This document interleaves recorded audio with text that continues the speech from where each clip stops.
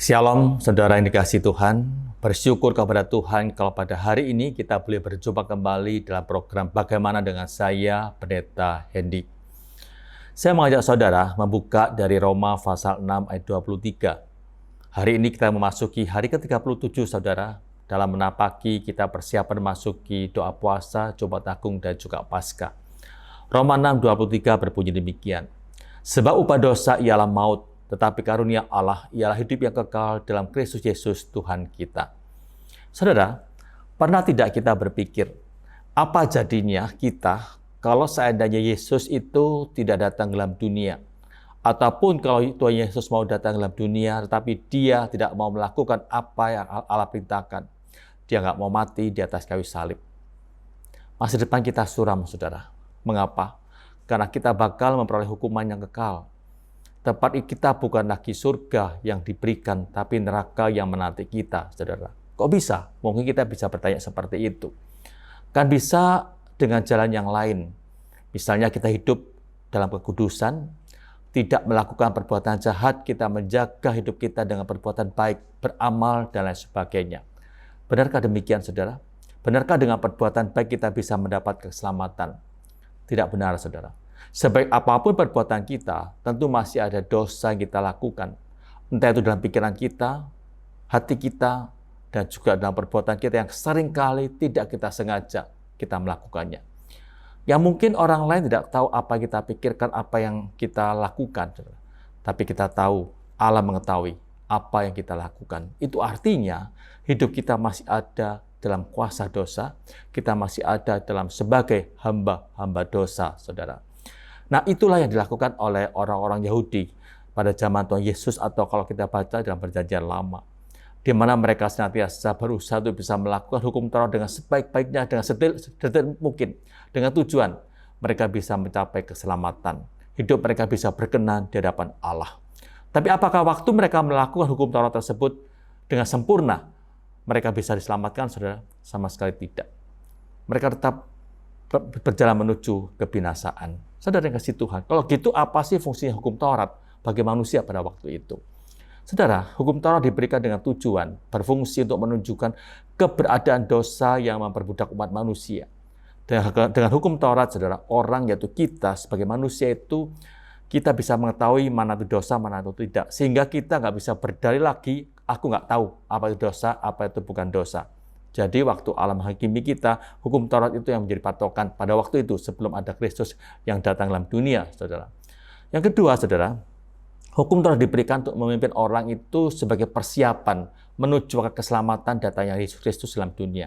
Jadi sebelum Yesus datang, memang hukum Taurat masih diberikan, saudara.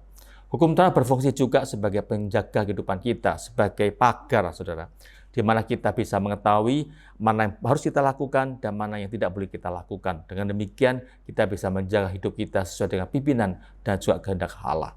Soalnya kasih Tuhan. Tapi kalau kita lihat, hukum Taurat itu tidak bisa membawa kita, manusia, menuju kepada keselamatan. Yang menjadi kebutuhan utama manusia pada waktu itu dan juga sekarang ini, saudara. Manusia itu tidak bisa masuk dalam kerajaan surga, bisa masuk hanya melalui Yesus Kristus, Juru Selamat dunia.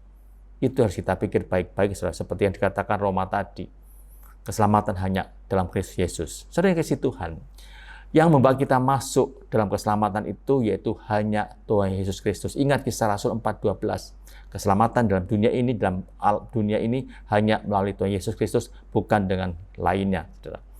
Apa sih yang membuktikan, saudara, kalau manusia itu diselamatkan melalui anugerah, bukan dengan perbuatan baik? Saya bisa mengambil contoh peristiwa waktu di kayu salib di Bukit Golgota, saudara. Di mana pada waktu itu ada dua penjahat yang bersama-sama dengan Tuhan Yesus di sebelah kanan kirinya pada waktu itu. Kemudian Yesus berkata pada salah seorang penjahat itu, hari ini juga engkau akan bersama-sama aku di Taman Firdaus. Saudara kasih Tuhan, saya mengajak saudara membaca Lukas 23:39 yang berbunyi seperti ini. Seorang dari penjahat yang digantung menghujat dia, katanya, bukankah engkau adalah Kristus? Selamatkanlah dirimu dan kami. Kemudian, tapi yang seorang menegur dia, katanya, tidakkah engkau takut juga tidak kepada Allah, sedang engkau menerima hukuman yang sama? Kita memang selayaknya dihukum, sebab kita menerima balasan yang setimpal dengan perbuatan kita. Tetapi orang ini tidak berbuat sesuatu yang salah. Kemudian orang itu berkata pada Tuhan Yesus, Yesus, ingatlah akan aku, apabila Engkau datang sebagai Raja. Kemudian bagaimana jawaban Tuhan Yesus, saudara? Yesus berkata seperti ini, Aku berkata kepadamu, sesungguhnya hari ini juga engkau akan bersama-sama dengan aku di dalam Firdaus. Saudara kasih Tuhan, seandainya keselamatan itu dengan perbuatan baik, apakah mungkin penjahat ini bisa masuk dalam Firdaus? Jelas nggak mungkin, saudara. Waktu dia diketahui berbuat jahat, ditangkap, diadili, kemudian dihukum mati, disalib seperti itu, kapan waktunya dia berbuat baik? Nggak ada waktu bagi dia. Jadi nggak ada harapan sama sekali bagi dia untuk bisa masuk kerajaan surga. Nggak ada. Tapi beruntung waktu dia disalib berjumpa dengan Kristus, dia percaya pada Kristus, maka waktu dia mengatakan, ingatlah akan aku kalau engkau datang. Yesus mengatakan, hari ini juga engkau ada bersama-sama aku di Taman Firdaus. Artinya, penjahat ini diselamatkan bukan karena perbuatan baik, tapi karena anugerah Allah. Karena kasih karunia Allah, maka dia bisa mendapat keselamatan sehingga dia layak masuk dalam Firdaus, saudara. Bapak, saudara kasih Tuhan, sekarang ini anugerah keselamatan juga ditawarkan kepada kita, pada saudara dan juga saya. Kalau saudara sekarang yang belum percaya pada Kristus, sekarang saatnya saudara untuk percaya pada Dia. Minggu depan kita akan bersama-sama memperingati hari di mana Yesus disalibkan, kemudian juga bangkit dari kematiannya. Itu satu hal yang luar biasa yang kita boleh syukuri. Kesempatan diberikan kepada kita, anugerah ditawarkan kepada kita, terima saudara, supaya kita bisa mendapat keselamatan dari Tuhan. Kalau kita sudah mendapat anugerah keselamatan dari Tuhan, maka tugas kita sekarang yaitu kita bisa mengisi hidup kita dengan sesuatu yang berarti, di mana kita bisa menyatakan kasih Tuhan dari perkataan kita, perbuatan kita, supaya karya keselamatan yang terjadi dalam kehidupan kita itu boleh dibaca oleh orang lain, dan mereka bisa mengenal, aku diselamatkan, kita diselamatkan karena Kristus, karena anugerah, karena kasih karunia, bukan karena perbuatan baik, saudara. Terakhir saya akan menutup dengan dua ayat yang saya ambil dari Efesus 2 ayat 8-9 berkata seperti ini.